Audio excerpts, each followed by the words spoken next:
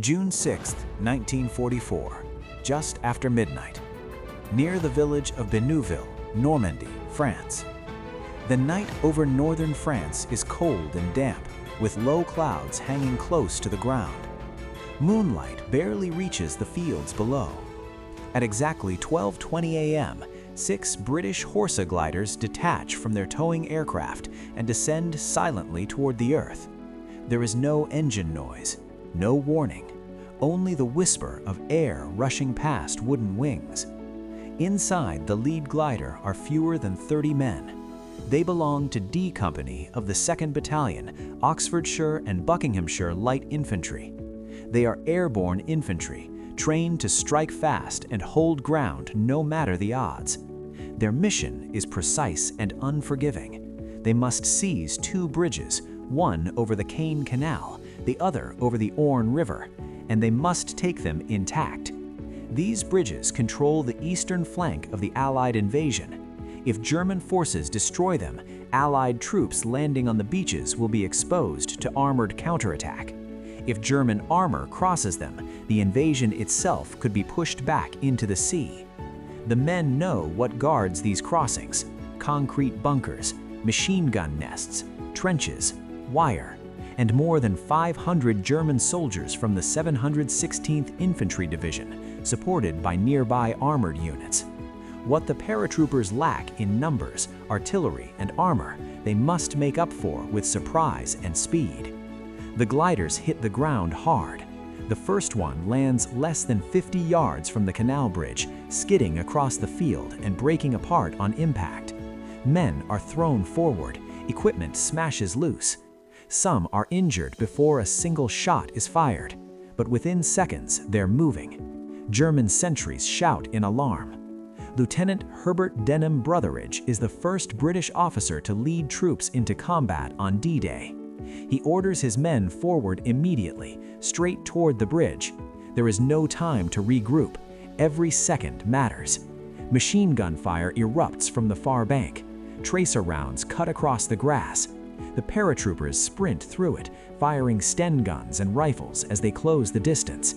Grenades are thrown into trenches. Explosions tear through the night, briefly lighting the steel framework of the bridge and the black water below. Brotheridge is hit as he reaches the bridge. He falls, mortally wounded, becoming the first Allied officer killed by enemy fire on June 6, 1944. His men do not stop. They push past him, clearing bunkers room by room, trench by trench. Within 6 minutes, the Caen Canal Bridge is secured. Less than a mile away, another glider force assaults the bridge over the Orne River.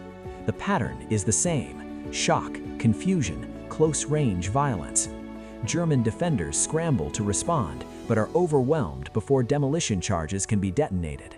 Wires are cut, fuses are pulled, the bridge remains standing. By 12:30 a.m., both objectives are in British hands, but holding them will be far harder than taking them. As the night fades toward dawn, the paratroopers dig in. Ammunition is counted. Wounded men are dragged into cover. Defensive positions are established along the canal banks and embankments. Everyone knows what comes next. German doctrine demands immediate counterattack. The first probes begin before 2 a.m. Rifle fire cracks from the tree lines. Mortar rounds fall short, splashing water and mud across the defenses. The paratroopers respond carefully, conserving ammunition, firing only when targets are clear. They are outnumbered more than 10 to 1. Just before dawn, the sound of engines approaches from the east. A German armored car advances toward the canal bridge, probing the defenses. The paratroopers wait until it is dangerously close. A PIAT anti-tank launcher fires. The shaped charge strikes the vehicle head-on. Flames erupt, blocking the road and stopping the advance. German fire intensifies. Mortars land closer. Machine gun bullets rake the British positions. Casualties mount. Medics work under fire, binding wounds with whatever supplies remain. Still, the line holds. By early morning, faint thunder rolls in from the west. Naval guns. Allied warships offshore are pounding targets inland. The invasion is underway. German commanders now realize the significance of the bridges they have lost. Units are rushed forward without coordination. Some expect armor support that never arrives. Allied aircraft dominate the skies, forcing German movements to slow or stop entirely. Every German attack comes piecemeal, and every one is repelled. Shortly after midday, British commandos advancing from Sword Beach reach the bridges.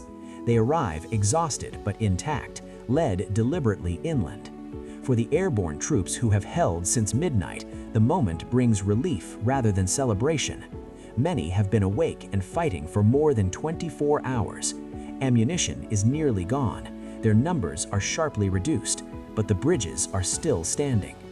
The Caen Canal Bridge will soon be renamed Pegasus Bridge after the airborne emblem worn by the men who took it. The Orne River crossing will become Horsa Bridge, honoring the gliders that delivered the assault force. Because these bridges were held, German armor never mounted a coordinated counterattack against the eastern flank of the Normandy landings. Critical hours were lost. Allied forces poured ashore, expanded the beachhead, and pushed inland. What began in silence shortly after midnight helped determine the outcome of the entire invasion. Today, Pegasus Bridge still stands, not as a symbol of conquest, but of precision, restraint, and resolve. It marks a moment when a handful of soldiers, limited in weapons and numbers, changed the course of history through timing and discipline alone. They were not meant to fight a long battle, only to arrive first, act decisively, and hold until help came. They did exactly that. Sources used: Stephen A. Ambrose, D-Day, June 6, 1944. Cornelius Ryan, The Longest Day. Official War Diaries, 6th Airborne Division. Imperial War Museum Archives, Pegasus Bridge Operations.